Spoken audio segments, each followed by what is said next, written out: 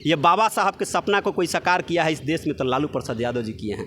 गरीब दलित पिछड़ों का उत्थान के लिए काम किए हैं, बाबा साहब के सोच पे चलने का काम किए हैं। बाबा साहब ने संविधान में लिख दिया लेकिन उसको धरातल पर कोई लागू करा है तो श्री लालू प्रसाद यादव जी हैं। आरएसएस क्या चाहती है? मनुस्मृति लागू करना चाहती है। मनुस्मृति में दलित पिछड़ों के साथ किस तरह का शोषण होता है, किस तरह का अत्याचार हुआ है, ये आप पढ़ सकते हैं मनुस्मृति उठा करके। आरएसएस का संविधान है मनुस्मृति। चाय से शुरू हुई थी यह सरकार, गाय तक पहुंच गई और विकास की अम्मा रास्ते में भटक गई। चाहे कोटा बिहार में चाहे आप देश में किसी भी संवैधानिक पद पे आरएसएस को इस देश में बैन किया गया था चुनाव लड़ने से, आपको पता होगा।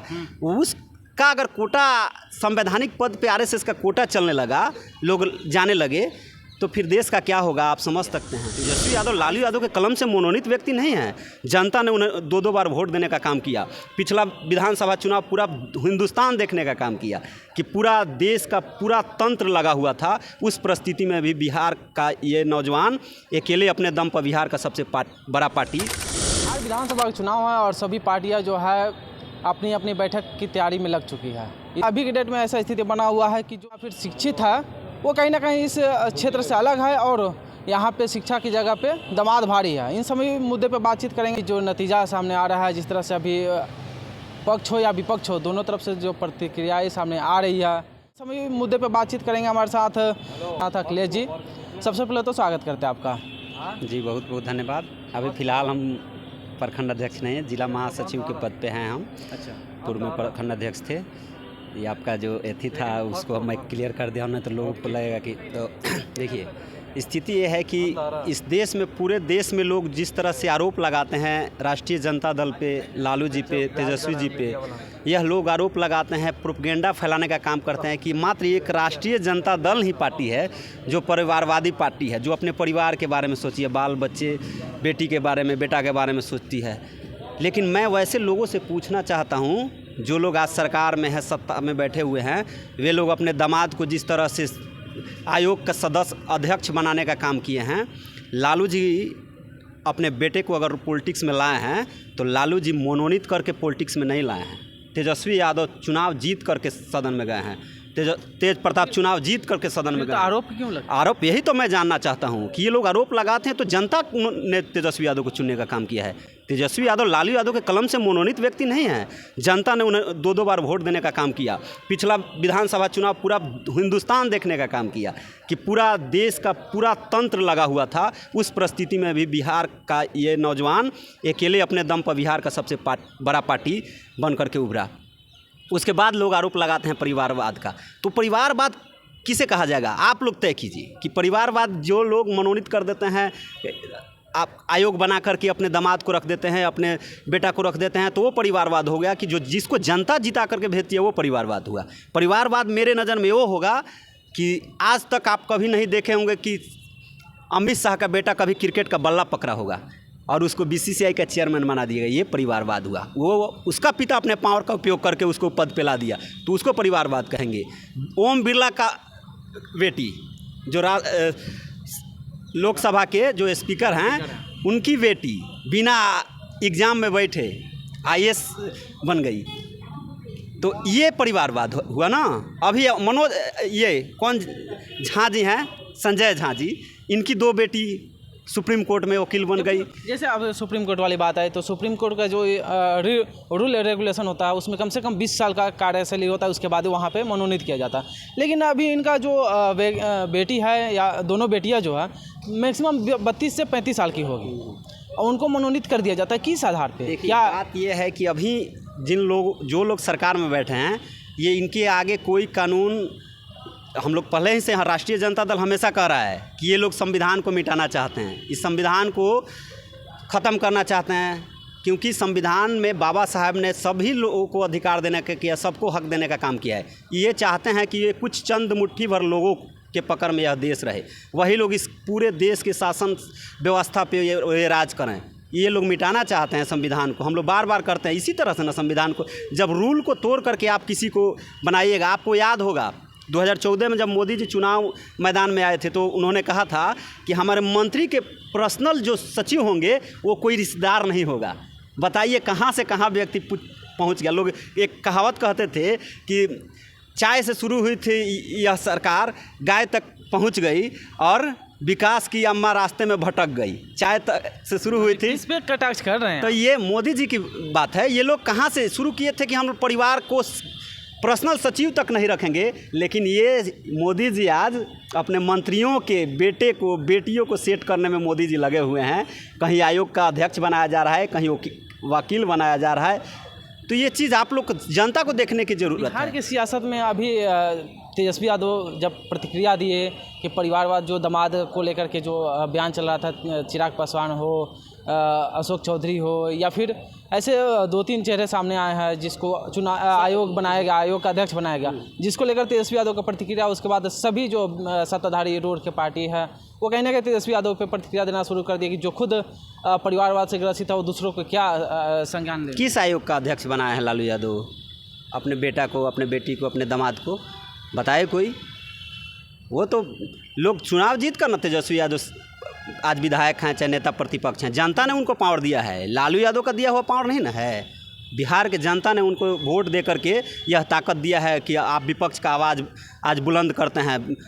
सारे जो भी आज विपक्ष का रोल होना चाहिए एक नेता का, वो तेजस्वी यादव बखूबी निभाने का काम कर रहे हैं। एक बयान दिए अशोक चौधरी कि आरएसएस कोटे से समिति का सदस्य बनाया गया, तो इस पे क्या प्रतिक्रिया है? आरएसएस बिहार में कब से लागू? ये चीज़ यही तो हम लोगों को देखिए, लालू जी कहते थे ना कि नीतीश जी के पेट में दांत है। ये इसी बयान से स्पष्ट होता है। एक तरफ नीतीश जी कहते हैं कि हम आरएसएस को नहीं मानते हैं, आरएसएस की मीटिंग का बहिष्कार करते हैं, आरएसएस का बहिष्कार करते हैं, और एक तरफ देखिए क्या होता है। एक तरफ वो मुख्यमंत्री हैं, उसी प्रदेश में आरएसएस का कोटा चल रहा है।